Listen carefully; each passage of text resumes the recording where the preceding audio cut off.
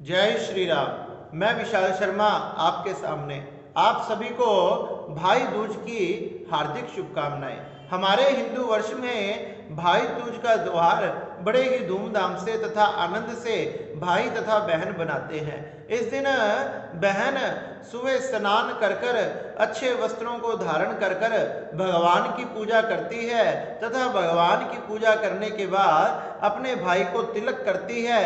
तिलक करके उसके हाथ पर रक्षा बांधती है और रक्षा बांधकर उसका मीठा मुंह कराती है, उसको मिठाई खिलाती है, उसके हाथ में सुपारी पान तथा एक गोला समर्पित करती है और भगवान से उसकी लंबी आयु की प्रार्थना करती है। भाई भी अपने बहन के रक्षा करने का उसे वादा करता है। इस प्रकार से भाई बहन खुश होकर बड़ा ही आनंद से इस त्योहार को बनाते हैं। अपने भाई को तिलक करने का, रक्षा करने का, मुंह मीठा कराने का शुभ मुहूर्त बड़ा ही सुंदर है। सुबह प्रातः के समय लगभग 6:45 बजे से लेकर और 8 बजे तक बड़ा ही सुंदर मुहूर्त है। उसके बाद लगभग 11 बजे से और 1:30 बजे तक बड़ा ही सुंदर मुहूर्त है और उसके बाद अगर और भी देरी हो जाए तो शाम को लगभग 4:30 से 9 बजे तक बड़ा ही सुंदर मुहूर्त है। इस प्रकार से इसी समय के अंदर हमने हमारे भाई को तिलक करना चाहिए, उसके रक्षा कवच हाथों पर बांधना चाहिए, मोली बांधनी चाहिए तथा उसका मुंह मीठा कराना चाहिए। अगर हम इसकी कथा की तरफ बढ़े, जिस कथा को श्रवण करने के बाद ही बहनें अपने भाई के तिलक करती है तथा मुंह मीठा कराती है, तो पूर्व समय में भगवान श्री सूर्य नारायण के धर्मराज तथा यमुना तथा शनि देव जी पुत्र पुत्री थी।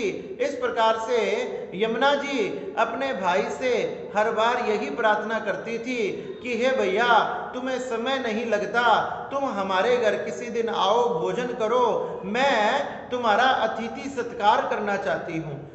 धर्मराज जी के पास समय नहीं होता था, उनका अधिकांश समय लोगों को दंड देने में तथा किसी को स्वर्ग तथा किसी को नरक प्रदान करने में जाता था।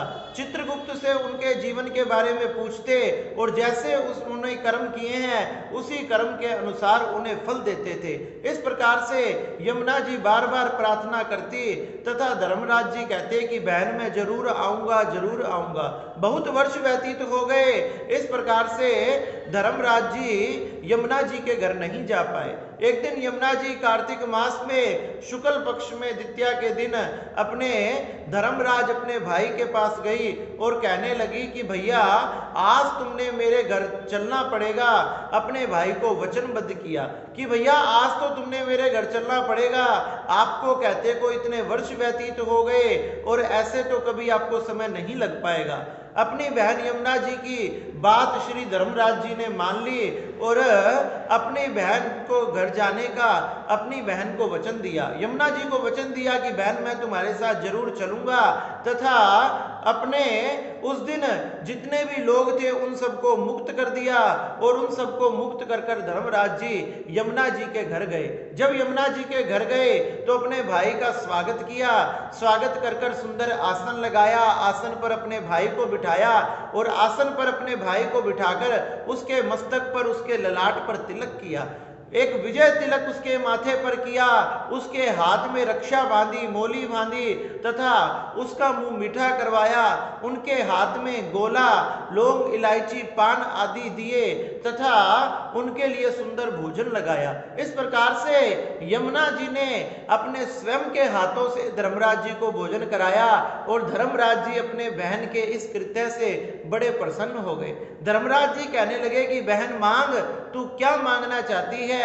बहन कहने लगी कि हे भैया, आप मुझे यही वरदान दे दो कि आज के दिन जो भी भाई बहन ये त्योहार बनाए, ये उत्सव बनाए, उनको नरक यातना ना करनी पड़े। तो धर्मराज जी अपनी बहन को इस प्रकार से वरदान देते हैं कि आज के दिन कार्तिक मास के शुक्ल पक्ष की द्वितीया के दिन जो भाई अपनी बहन के हाथों से तिलक लगवाएगा, अपने हाथों पर रक्षा बंधवाएगा तथा यमुना जी को नमस्कार करेगा, यमुना जल में स्नान करेगा तो और उसने कभी भी नरक को नहीं देखना पड़ेगा, यमदूतों को नहीं देखना पड़ेगा, उसने नरक ना जाकर सीधा भगवान के धाम स्वर्ग को पधारेगा। इस प्रकार से जो व्यक्ति, जो भाई बहन इस दिन इस त्योहार को बनाते हैं, भाई अपने ललाट पे तिलक लगवाते हैं तथा अपने बहन से रक्षा करवाते हैं, और बहन भी इस प्रकार से जो कार्य करती है, उन भाई बहन ने कभी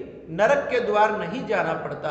जो भाई बहन इस दिन यमुना जल में स्नान करते हैं, यमुना जी में स्नान करते हैं, यमुना पर जाकर पूजन करते हैं, धर्मराज को, चित्रगुप्त को, इन सबको अर्घ समर्पित करते हैं, यमराज का, धर्मराज का, चित्रगुप्त का पूजन करते हैं, उनके निमित्त कुछ दान निकालते हैं, उन्होंने अपने जीवन में कभी भी अंत समय में यमराज के दूतों के दर्शन करने नहीं पड़ते, और उन्होंने कोई भी नरक में नहीं जाना पड़ता। जन्म जन्मांतर के किए हुए पाप उनके नष्ट हो जाते हैं और यमुना जल के स्नान से वो पवित्र तथा पावन हो जाते हैं। इस प्रकार से हमने धूमधाम से, आनंद से इस त्योहार को, इस उत्सव को बनाना चाहिए। भगवान श्री धर्मराज जी, यमुना जी उन पर कृपा करते हैं, और जब यमुना जी कृपा कर देती है तो उनकी सभी मनोकामनाएं पूरी हो जाती हैं। इस प्रकार से हम सबने मिलकर ये बड़ा ही सुंदर भाई दूज का उत्सव बनाना चाहिए। जय श्री राम।